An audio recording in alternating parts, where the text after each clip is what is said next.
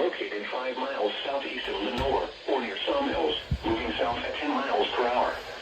Hazard, 60 miles per hour wind gusts and quarter-size hail.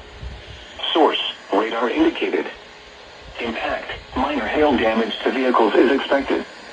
Expect wind damage to trees and power lines.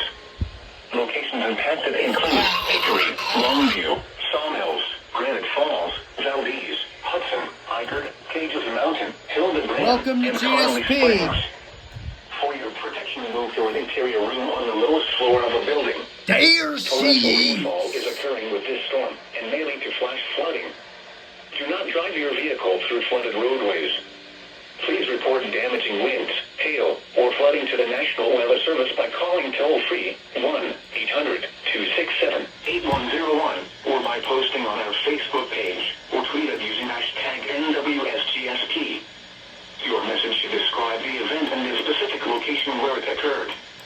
Repeating, a severe thunderstorm warning has been issued until 6:30 p.m. Eastern Daylight Time for the following counties in North Carolina: Burke,